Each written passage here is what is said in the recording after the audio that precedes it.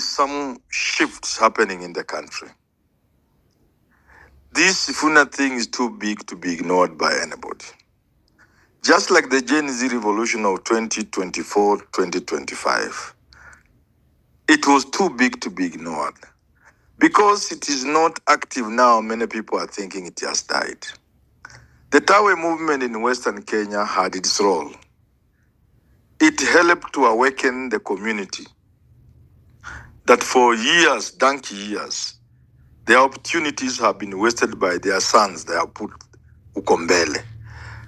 They have equated Mudavadi, Wetangula, and the rest to a hen that has been given community eggs, and it has not been able to hatch for 40 years. That is not something you can wish away. Sifuna's movement, and it's not Sifuna alone. Remember, it's not about an individual.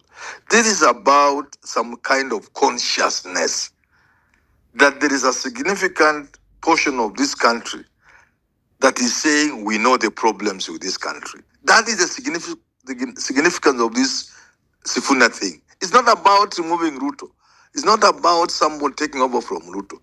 It's about how we need to change the way we do things. And therefore, to me, it's not a question of whether it will fizzle out. It is a sort of awakening that you cannot ignore. And whether we like it or not, this thing will affect our politics 2027 and beyond. Kisumu is not what some people are saying, that you saw the president in Mount Kenya, you say he bought crowds. Kisumu was a special thing altogether.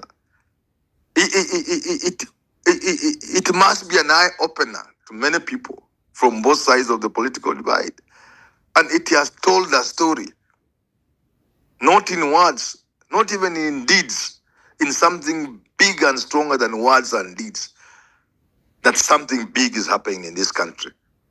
And players from both sides will need to sit down and look at what impact this has.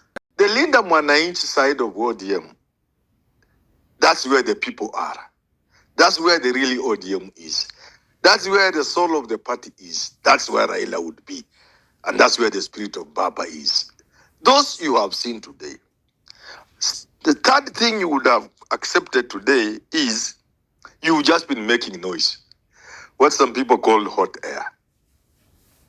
It was your desire for the meeting in Kisumu not to take place. None of us is a child on this platform. We all know that. The whole country knows the effort that was put into that. But unfortunately for you people, those of you on the Linda ground, the people can see where the country is headed. And the people want to be part of the change that this country seems to be looking for. That's not to say you cannot do your thing and get re-elected. But the way you are going about it is wrong. You are living in denial. You see? You are living in denial. And the people of Kisumu have shown you that, ladies and gentlemen in the Linda ground, you are living a lie. Wake up. If you wake up, there's still time for you to put your act together and even help President Ruto to win. Me, I'm not like people who think Ruto can't win. No, I don't look at things that way. He can win. It's not even impossible. It's difficult.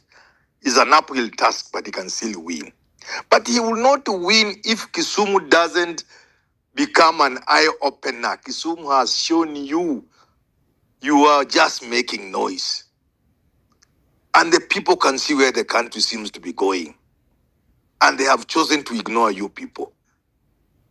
And not because you are bad people, not because you don't have an agenda, but basically because of the way you are going about the business of pigiering Ruto, whatever, Debe.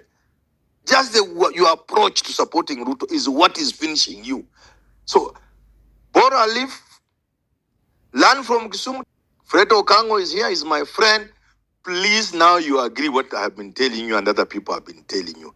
It is all about how you are going about this thing and the denial and the lie you are telling to yourselves. The people have told you, look, we think Orengo and Sifuna represent what Baba thinks and what the country would want. You have an opportunity to convince them that no, I think the right way is this way, but not in the manner in which you are going. So finally, just to say that Kisumu today should be an eye-opener to you. Go back to the drawing board, Manduku and Okango, and stop living the lie. The bar I've heard you men talk about two things. One is about the oil thing, whether you need a refinery, whether whatever route to use. I think that's not an issue you want to really waste your time on or wreck your brain, crack your brain about whether you need this there or there. These days, this you can even get on AI. Just ask AI, this is our situation with oil in Turkana, the Tanga issue refinery. It will give you all the answers, and then you can tamper that with a little political reality. But what strikes me is that first, we are selling our national assets because we say government can't do business. Then again, there's a conversation around sometimes whether we would invest in something like that, perhaps after a couple of years to sell. So those are some of the things that are just making me laugh. But finally, on that issue, the problem we have in this country is we don't have leaders who have a vision for the country. They don't have a vision because they don't love the country. Countries that prosper are led by people who love their country, who have a vision to do something for the country.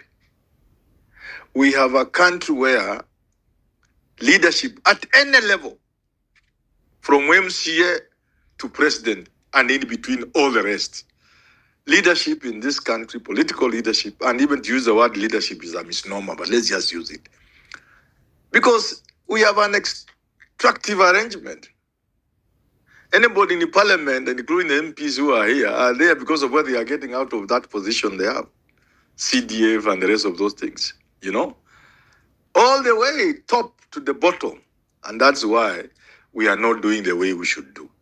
The day we will strike gold will be the day we will have leaders who will have love for the country, and then they will have a vision for the country. And all these things we are talking about can be solved.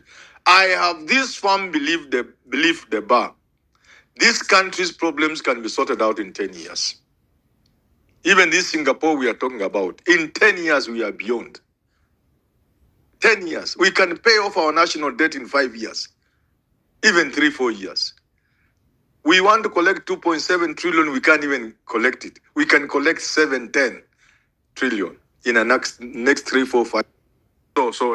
So the problem is we have an extractive arrangement where people get whatever they can get out of leadership.